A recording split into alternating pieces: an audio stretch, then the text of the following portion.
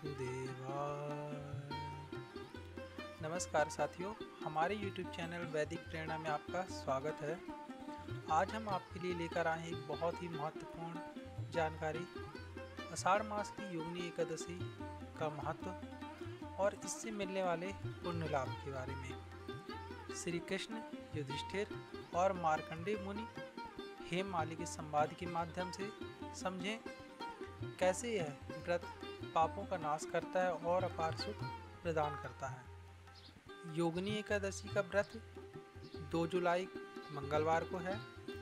एकादशी तिथि प्रारंभ होगी 1 जुलाई को 10:26 सुबह से और यह तिथि समाप्त होगी 2 जुलाई को 8:42 सुबह। तो यहाँ पर द्वादशी लग चुकी होगी। ऐसी एकादशी बहुत ही उत्तम होती हैं जिसमें एकादशी के साथ साथ द्वादशी युक्त हो।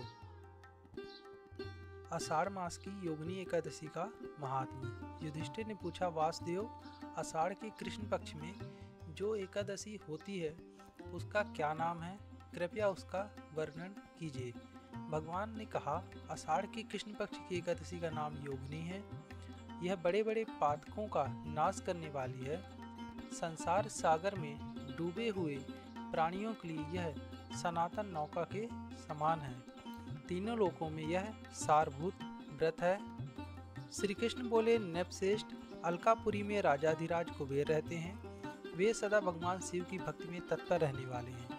उनके हेममाली नाम वाला एक यक्ष सेवक था जो पूजा के लिए फूल लाया करता था।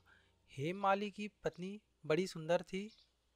उसका नाम विशालाक्षी था। वह यक्ष कामपास में आबद्ध होकर सदा अपनी पत्नी में आसक्त रहता था। एक दिन की बात है, हेममाली मानसरोवर से फूल लाकर अपने घर में ही ठहर गया और पत्नी के प्रेम का रसास्वादन करने लगा। अतः कुबेर के भवन में ना जा सका। इधर कुबेर मंदिर में बैठकर शिव का पूजन कर रहे थे। उन्होंने दोपहर तक फूल आने की प्रतीक्षा की। जब पूजा का समय व्यतीत हो गया तो यक्षराज ने कुपित होकर सेवकों से पूछा, यक्षो, दुरात्मा हेममाली क्यों नहीं आ रहा है? इस बात का पता तो लगाओ। यक्षों ने कहा, राजन, वह तो पत्नी की कामना में आसक्त हो अपनी इच्छा के अनुसार घर में ही रमण कर रहा है। उनकी बात सुनकर कुबेर क्रोध में भर गए और तुरंत ही हेममाली को बुलवाया। देर हुई जानकर हेममाली के नेत्र भय से व्याकुल हो रहे थे। वह आकर कुबेर के सामने खड़ा हुआ। उसे देखकर कुबेर की आंखें क्रोध से लाल हो गईं। वे बोले, ओ पापी, ओ दुष्ट, ओ दुराचारी, तूने भगवान की अवहेलना की है। अतः कोढ़ से युक्त हो और अपनी उस प्रेतमा से वियुक्त होकर इस स्थान से भ्रष्ट होकर अन्यत्र चला जा। कुबेर के ऐसा कहने पर वह उस स्थान से नीचे गिर गया। उस समय उसके हृदय में महान दुख हो रहा था। कोढ़ों से सारा शरीर पीड़ित था, परंतु शिव पूजा के प्रभाव से उसकी स्मरण शक्ति लुप्त नहीं होती थी। पातक से दबा होने पर भी वह अपने पूर्व कर्म को याद रखता था। तदंतर इधर उधर घूमता हुआ वह पर्वतों में श्रेष्ठ मेरुगिरी के शिखर पर गया। वहां उसे तपस्या के पुंज मुनिवर मार्कंडेय जी का दर्शन हुआ।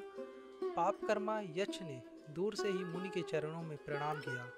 मुनिवर मार्कंडेय ने उसे भय से कांपते देख परोपकार की इच्छा से निकट बुलाकर कहा, तुझे कोढ़ के रोग ने कैसे दबा लिया? तू क्यों इतना अधिक निंदनीय जान पड़ता है? यक्ष बोला, मुने, मैं कुबेर का अनुचर हूँ। मेरा नाम हेममाली है। मैं प्रतिदिन मानसरोवर से फूल ले आकर शिव पूजा के समय कुबेर को दिया करता था। एक दिन पत्नी सहवास के सुख में फंस जाने के कारण मुझे समय का ज्ञान ही नहीं रहा। अतः राजाधिराज कुबेर ने कुपित होकर मुझे शाप दे दिया, जिससे मैं कोढ़ से आक्रांत होकर अपनी प्रेतमा से बिछुड़ गया। मुनि श्रेष्ठ, इस समय किसी शुभ कर्म के प्रभाव से मैं आपके निकट आ पहुंचा हूँ। संतों का चित्त स्वभावतः परोपकार में लगा रहता है। यह जानकर मुझ अपराधी को कर्तव्य का उपदेश दीजिए। मार्कंडेय जी ने कहा, तुमने यहाँ सच्ची बात कही है, असत्य भाषण नहीं किया है, इसलिए मैं तुम्हें कल्याणप्रद व्रत का उपदेश करता हूँ। तुम आषाढ़ के कृष्ण पक्ष में योगिनी एकादशी का व्रत करो। इस व्रत के पुण्य से तुम्हारी कोढ़ निश्चय ही दूर हो जाएगी। भगवान श्री कृष्ण कहते हैं, ऋषि के ये वचन सुनकर हेममाली दंड की भांति मुनि के चरणों में पड़ गया। मुनि ने उसे उठाया, उससे उसको बड़ा हर्ष हुआ। मार्कंडेय जी के उपदेश से उसने योगिनी एकादशी का व्रत किया, जिससे उसके शरीर की कोढ़ दूर हो गई।